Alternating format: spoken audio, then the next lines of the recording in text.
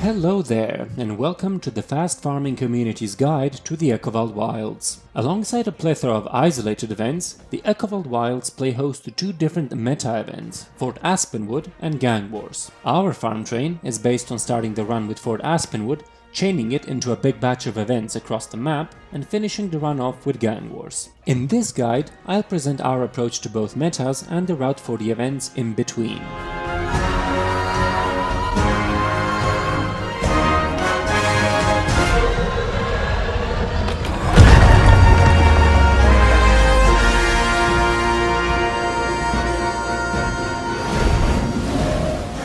As in the beginning of every Farmtrain guide, I'd like to stress that this video represents our way of running the map. The goals here are efficiency and profit, which means the run will leave out some content on the map that isn't worth the time in terms of profit. It also means that movement is constant and some effort must be put into keeping pace with the commander tag. The majority of squad members have their characters outfitted with DPS gear and builds, and they meet the run's requirements presented on the screen now. I'll leave these on for a while. Feel free to pause the video if you need a closer look.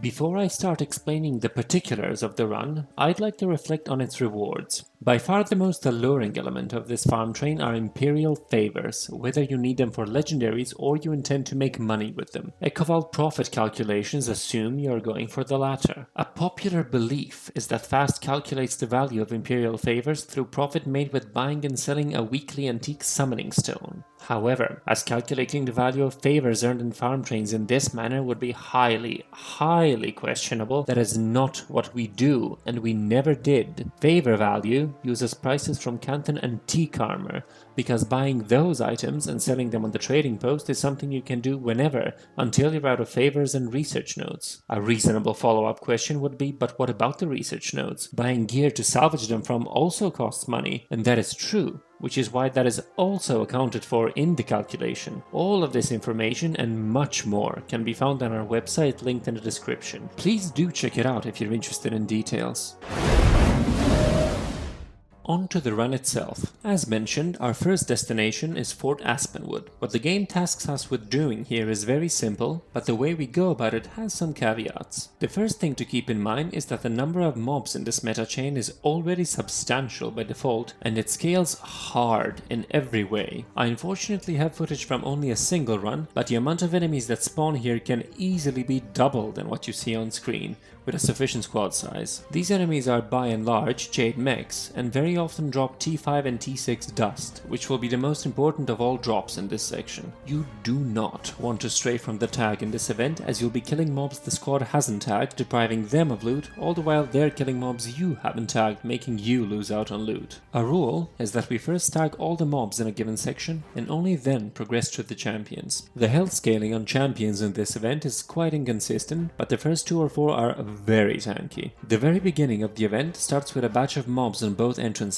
Only after killing all of these do we mount our siege turtles to kill the generators. On top of using turtles, you should swap out your EMP for remote charges after we kill the mobs. They do as much damage to the generators as the turtles do, and you can use them simultaneously. Generators aren't the squishiest things, so this speeds things up by quite a bit. We do not split, but clear out rooms one by one so everyone gets tags. Kill all small mobs, focus champions, destroy generators, repeat. With minor variation, this is the pattern through the entire facility. It's worth noting that every single gate open during the event releases a huge wave of mobs running through the squad, so never rush in immediately, but stay and kill them all. After the last of the 6 generators, event progress becomes dependent on the 2 allied NPCs reaching the gates rather than generators being destroyed. This is where our tried and true super speed hollows shine, as the NPCs do receive boons, which reduces waiting time quite a bit. Keep in mind progress is impossible until both NPCs are at a gate, so we must make sure to speed both of them up. In the last room is the God's Vengeance. This is where we really want to go ham on DPS, as this boss fight gets really messy really quickly. with tons of AoEs overlapping. We'll be stacking very tightly because downing is almost inevitable, albeit much less consequential when we're so close together. Projectile blocks and reflex are also a great help here. Some champions usually spawn in this room, however, we don't need to focus on them too hard. These are coded not to despawn, but to be immediately killed by the game when the event ends. As such, it's enough that we hit them for 5 to 10 seconds when the God's Vengeance is low, simply to ensure a tag, then proceed to finish the boss to kill them all simultaneously and get the loot. We bridge the gap between the two metas with a sequence of roughly 20 events throughout the map. Do note that these aren't all the events on the map. As mentioned earlier, the most important reward in this run are favors, so the events that we do must either be completable very quickly, or their spawns must be juicy enough to compensate for their duration. Echovald events that aren't marked on the map you see before you either last too long, do not spawn enough mobs to warrant spending time on them, or both. The 4 events marked with an exclamation mark and a letter are a bit special. Events A and B are at the end of very long event chains that we would never do, but if it just so happens that the chain is progressed to these specific points as we pass nearby, we detour for them. Event C is far too annoying. Don't get me wrong, it's perfectly fine as an event on its own, but it's based on a boss that goes invulnerable for 20 seconds 4 times during the fight, which is just a terrible loss of time. Event D is not bad, but only happens as a follow-up to C.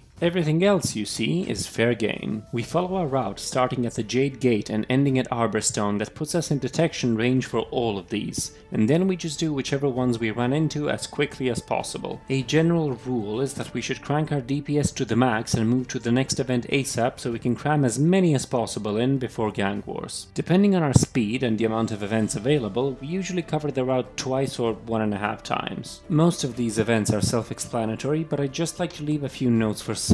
Event 3, which we usually simply call Kinkai Defense, is terrible with a stacking squad, and it takes way too long. The commander will leave 4 markers for you to split between that denote exactly where the mobs spawn. By eliminating their running time and doing 4 spawns at once, the event is over much more quickly. Events 10 and 14, aka Cave and Doirine Defense, spawn mobs in numbers far above the average for regular events. You'll want to try a bit harder to tag everything in these two. Also, there's a decent amount of peculiarities in this map.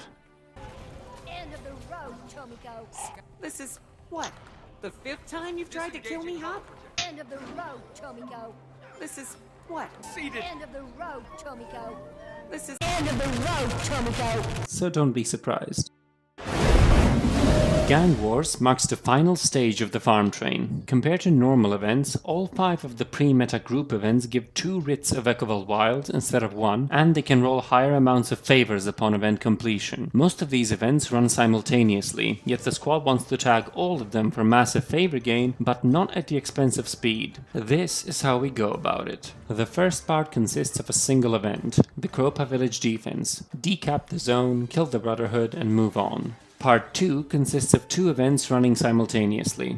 We first go out to the Ultra Mines to pick up 5 or so speaker supplies and give them to the NPC, which is about enough for gold participation. This is done in a matter of seconds, and as soon as you do it, waypoint back to Kropa and move to the second event of Silo Outpost, where you talk to the NPC to get a pet siege turtle that renders the mech in the outpost vulnerable. Kill enough of these and we're done. A steady stream of players moving between locations quickly leaves the events downscaled, so they complete rather quickly, and we get rewards for both. Part 3 consists of, you guessed it, 3 events. The squad splits between Goa and Karstadt village first.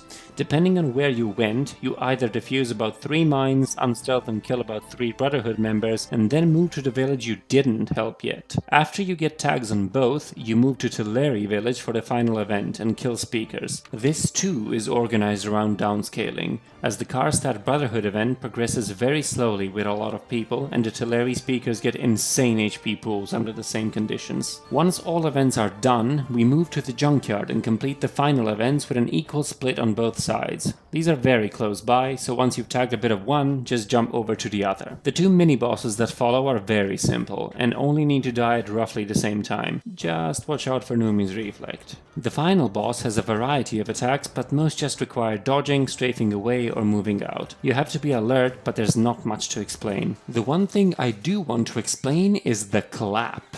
If the boss is putting junk piles down, hide behind them. The consequences of not doing that can be quite fatal. Go behind the thing. Oh wait, fuck! Oh shit, I'm dead.